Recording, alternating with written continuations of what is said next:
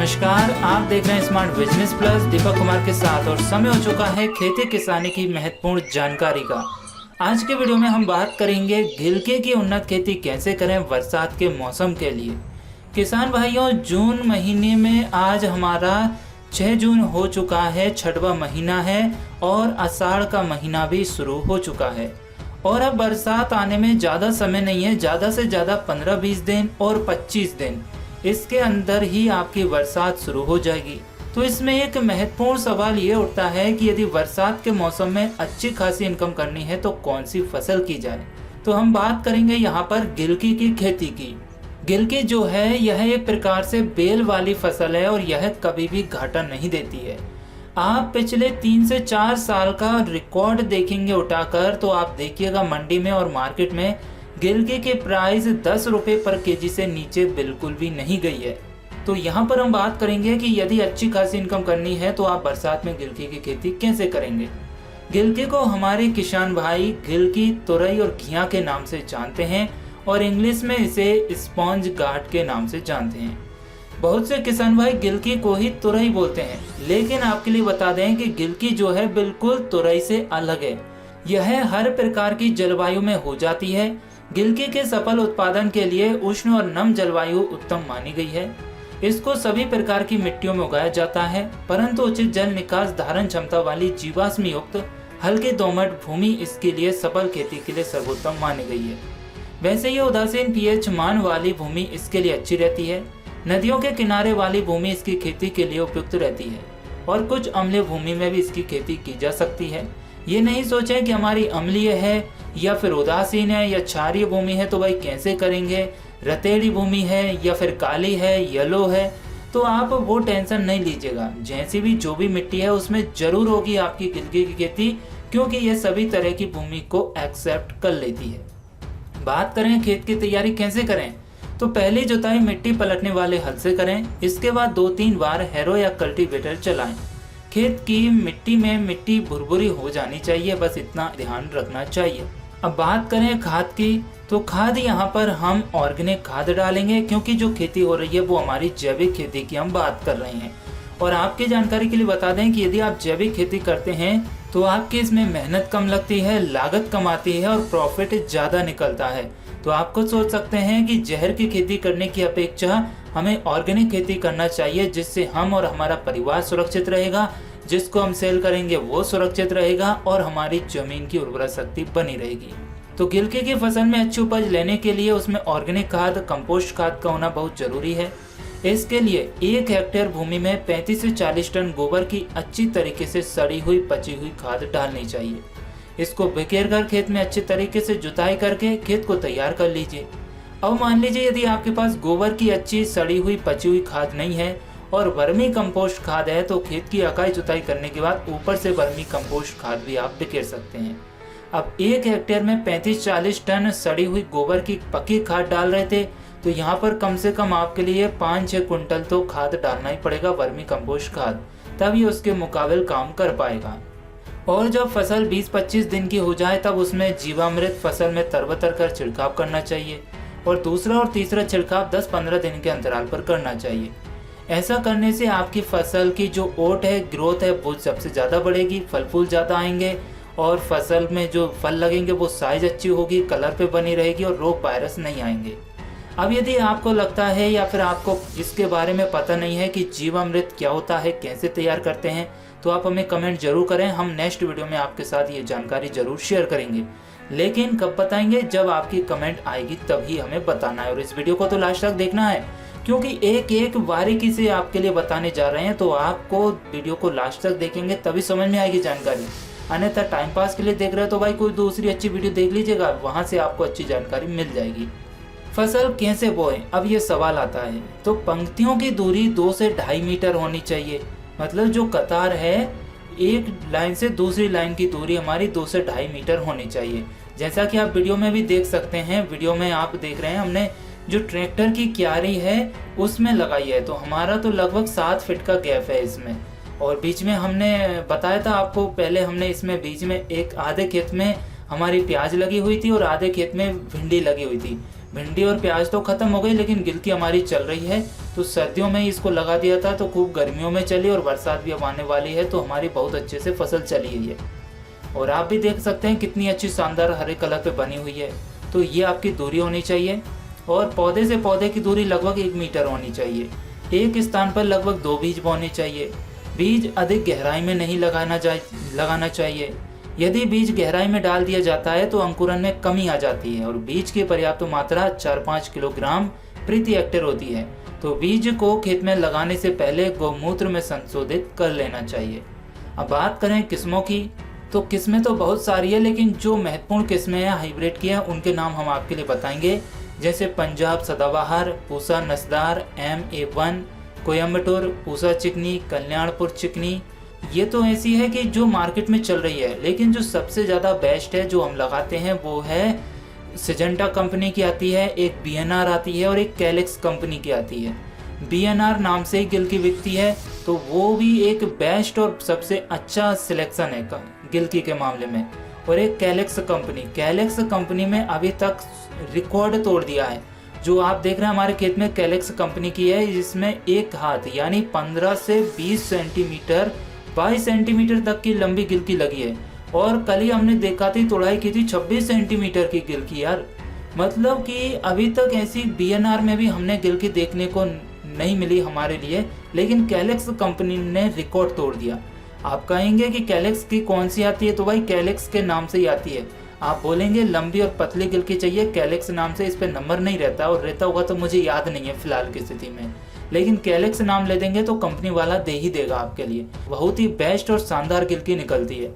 और यदि आपके यहाँ पे नहीं मिलती है तो आप हमें कमेंट करिएगा, हम आपकी दुकान वाले से बात करवा के यहाँ से व्यवस्था करवा देंगे, और अपना कॉन्टैक्ट नंबर छोड़ दीजिएगा तो यहाँ से आपके पास पहुँच जाएगी, ठीक है ना।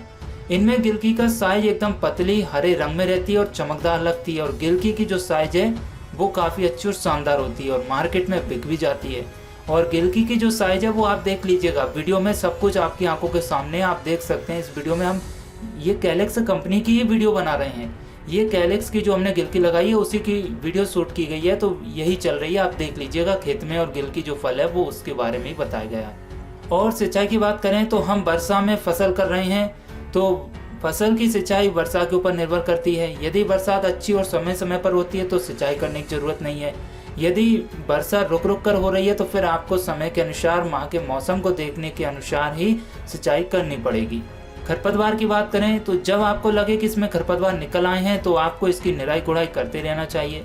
इसमें कुल 2-3 निराई गुड़ाई पर्याप्त रहती है, इसके बाद जरूरत नहीं पड़ती, और फिर बेल बढ़ने के साथ खरपतवार नहीं आते हैं। और आप हमारे खेत में देख सकते हैं खरपतवार तो है, इसमें क्या है कि पहले हमने प्याज और भिंडी लगाई थी, वो कट गई, फिर इसमें खरपतवार निकल आए, तो हमने इसकी निराई गुड़ाई नहीं की, क्योंकि हमारी गाय भैंस के लिए भी चारे की ज़रूरत है, तो हम यहीं से काट के डाल देते हैं और हमारी फसल में अभी तक कोई दिक्कत नहीं है। हाँ, थोड़ा बहुत मच्छर है इसमें, लेकिन इतना दिक्कत नहीं आती है।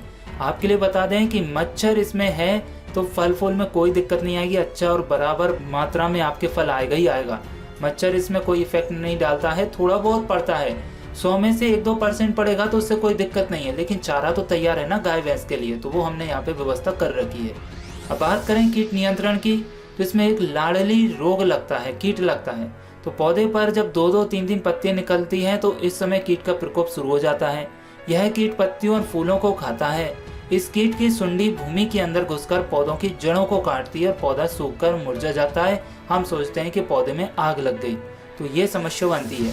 तो इसकी रोकथाम के लिए क्या करेंगे, नीम का काढ़ा या फिर गौमूत्र को माइक्रोजाइम के साथ मिलाकर अच्छी तरह से मिश्रण तैयार करके 250 मिलीलीटर पानी को प्रति पंप में डालकर फसल में तरबतर कर छिड़काव कर दीजिए, तो आपका काम बन जाएगा, इस रोग से आपको समाधान मिल जाएगा।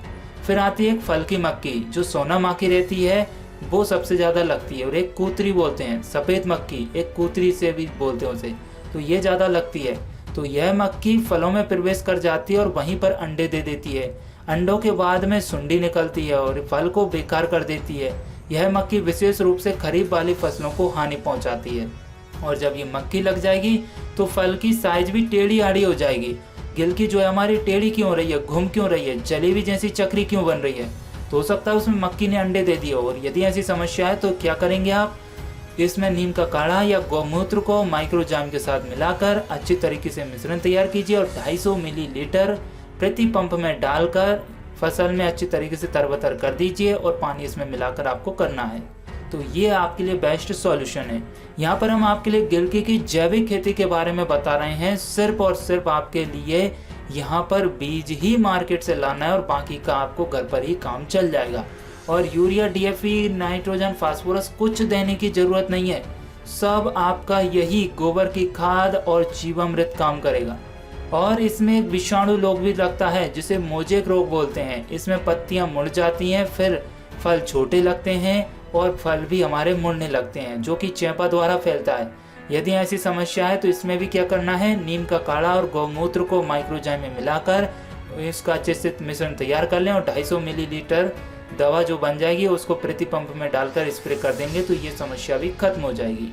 तो इस तरीके से आपको उपचार करने हैं और फसल को सुरक्षित रखना है, फसल को बचाना है। अब हमारी ये फसल बनकर तैयार हो गई, फल तोड़ाई का समय आ चुका है। तो क्या करना है, फलों की छोटी अवस्था से ही तोड़ाई कर लें, अन्यथा फल कठोर हो जाएंगे और जिसके कारण गिलकी के गुणों में कमी आ जाती है और बाजार भाव भी कम मिलता है। आप देख सकते हैं, आपने हमारे वीडियो में भी देखा होगा, इस वीडियो में जो हमने फल की तोड़ाई की है वो किस हिसाब से की है। ना तो फल ज़्यादा छोटा है और ना ही फल ज़्यादा मोटा है। मार्केट में जिस हिसाब से फल की डिमांड है वही तरीका हमने तोड़ाई की है। तो आपको अपने यहाँ के मार्केट को देखकर ही चलना है कि किस हिसाब के मार्केट में फल बिक रहे हैं, उसके अकॉर्डिंग तोड़िएगा। और 2 से 3 दिन में आपकी तोड़ाई होती रहेगी इसमें गिलकी में, और लगभग आपकी ये कम से कम 2.5-3 महीने तो कंटिन्यू होती रहेगी। इसमें ये नहीं कि फल आ गया, चढ़ गया, चला गया, ये काम नहीं है, कंटिन्यू चलती रहेगी 2.5-3 महीने तो। और यदि आप इसकी केयर करेंगे तो 4 महीने भी चल जाएगी, क्योंकि बेल वाली फसल है, लंबी और मोटी फसल का तोड़ दे देती है ये। उपज की बात करें तो इसकी प्रति हेक्टेयर 100 से 150 कुंटल उपज मिल जाती है।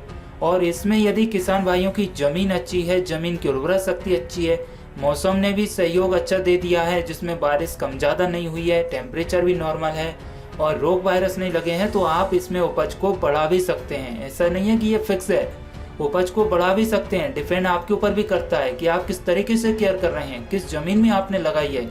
और उपज बढ़ गई तो अच्छी बात है, आपकी इनकम बढ़ गई। और यदि मौसम खराब हो गया, जमीन में इतनी दम नहीं है, खाद नहीं डाला है आपने, मौसम भी गड़बड़ कर रहा है, रोग वायरस भी आ गए हैं, तो इसमें जो उपज है वो भी कम हो जाएगी। जरूरी नहीं कि ये फिक्स हो जाए, वो भी कम हो सकती है।